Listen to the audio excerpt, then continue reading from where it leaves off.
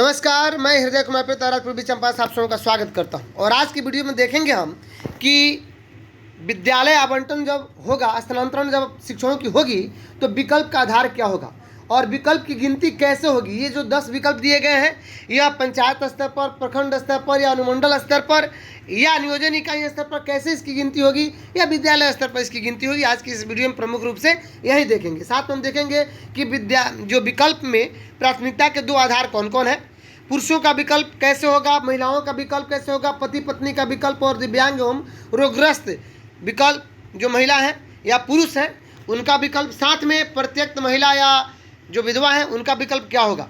तो चलिए शुरू करते हैं। अगर आप मेरे चैनल पर नए हैं तो प्लीज़ मेरे चैनल को सब्सक्राइब जरूर कर लीजिएगा।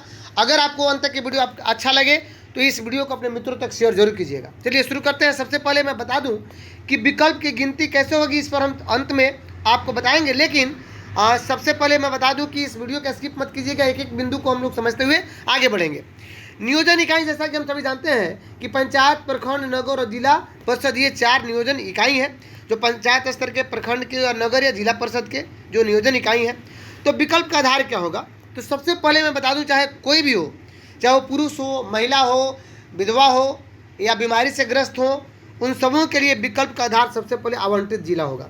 यानी सक्षमता उत्तीर्ण जो हमारे शिक्षक है, जो विशेष शिक्षक बनने जा रहे हैं, उनके लिए जो आवंटित जिला है वही जिला उनका विकल्प का आधार होगा सक्षमता वालों के लिए। अब अनुमंडल, प्रखंड या पंचायत विद्यालय, तो इसमें देखने की बात है कि उस जिला के, उस अनुमंडल में, प्रखंड में, पंचायत में या किसी विद्यालय में वो अपना पदस्थापन करा सकते हैं। जैसे नगर वाले होंगे तो उस अनुमंडल के किसी भी या उस नगर के किसी भी विद्यालय में अपना करा सकते हैं। लेकिन इसकी गिनती कैसे होगी इसकी हम बात करेंगे।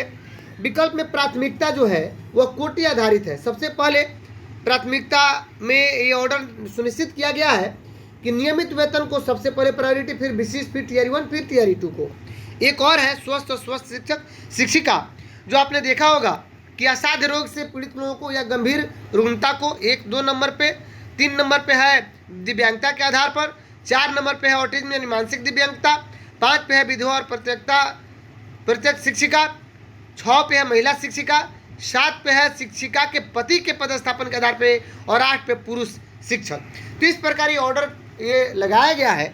यानी आपको जो 10 विकल्प होंगे उसमें भी इस ऑर्डर को फॉलो करना होगा।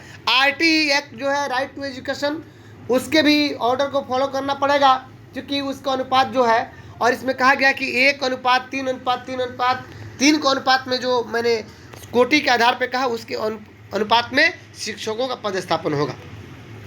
पुरुषों का जो विकल्प है वो अपने गृह अनुमंडल को छोड़ कर रखे हैं। तो 10 विकल्प की हम गिनती कैसे करेंगे। जैसे महिलाओं का विकल्प है, उनका क्या है कि स्वयं एवं पति के गृह, पंचायत एवं वर्तमान नियोजन इकाई को छोड़ करके है।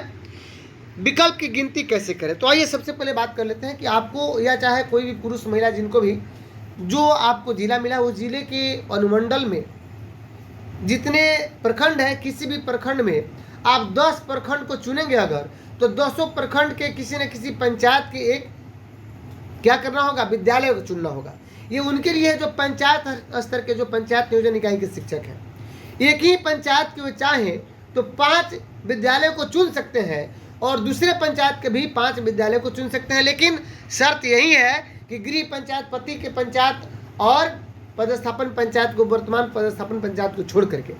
ये जो 10 विकल्प है, तो माना कि आपने एक अनुमंडल में, जैसे हाई स्कूल के अगर टीचर है उनको चुनना है, तो उस अनुमंडल के किसी भी 10 विद्यालय को चुन सकते हैं, लेकिन अपने अनुमंडल को, गृह अनुमंडल को छोड़ करके। तो पदस्थापन वाली बात नहीं की गई है इसमें। पुरुषों के मामले में पदस्थापन अनुमंडल। महिलाओं की जो बात है उसमें क्या है कि उनको अपना पंचायत छोड़ना है, लेकिन ये जो 10 चुनना है, तो गृह पंचायत और पति पत्नी जो भी पंचायत है उनको छोड़ देना है। तो चाहे तो एक ही पंचायत के 10 विद्यालय को चुन सकती है, या अलग अलग पंचायत के, अगर चाहते हैं कि हर पंचायत में 2-3 विद्यालय का ऑप्शन दे तो बिल्कुल वैसा हो सकता है। 4 विद्यालय में वे 4 पंचायत में वे 2 विद्यालय का ऑप्शन देकर के 8 हो जाएगा, और किसी दूसरे पंचायत, किसी अन्य प्रखंड में भी चाहे तो वे उसका ये अपना विकल्प दे सकते हैं किसी दूसरे पंचायत में 1-1 करके। यानी विकल्प पंचायत और प्रखंड पर आधारित नहीं है, विद्यालय पर आधारित है। बस शर्त यही है कि आपको अपना नियोजन इकाई और गृह या पति के नियोजन इकाई को छोड़ना है।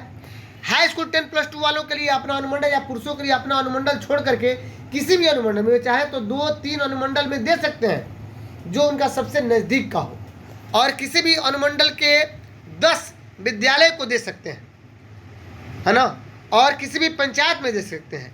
तो जो पुरुष का है उसको मैं बता ही दिया। महिला के सेंस में जो है वह मैं बता चुका हूँ कि किसको किसको छोड़ना है।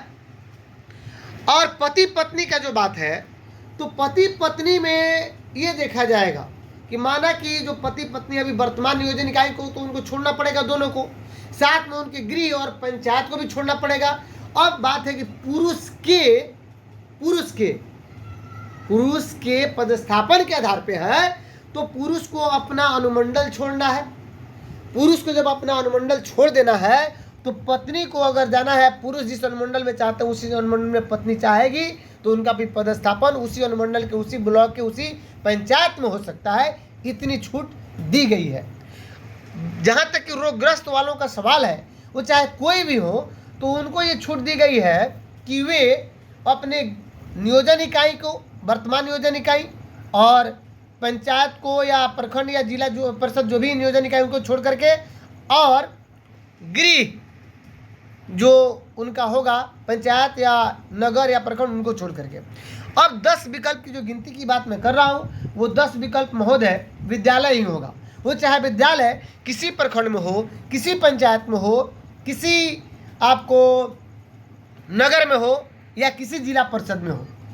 तो 10 विकल्प जो है वह एक शिक्षक चाहे तो 4 प्रखंड का या 2 अनुमंडल का, 3 अनुमंडल का, या शिक्षक या शिक्षिका कोई भी, इसमें बाध्यता नहीं है, उसमें जा सकते हैं और अलग अलग अनुमंडल या प्रखंड या नियोजन इकाई में अपने 10 विद्यालयों को चुन सकते हैं। तो जो विकल्प की गिनती होगी वह अनुमंडल स्तर पे नहीं होगी। एक अनुमंडल में अगर 5 विद्यालय चुन लेते हैं तो ऐसा बात नहीं कि आपका एक ही विकल्प होगा, नहीं, वो 5 विकल्प हो गए। एक अनुमंडल में अगर आपने 10 विद्यालयों को चुन लिया, आपका 10 विकल्प समाप्त हो गया। चाहे तो 2 अनुमंडल में चुन सकते हैं, 3 अनुमंडल में चुन सकते हैं, 4 अनुमंडल में चुन सकते हैं, और महिलाएं चाहें तो एक ही पंचायत में वे चाहें तो 4, 5, 10 विद्यालयों का विकल्प दे सकती हैं।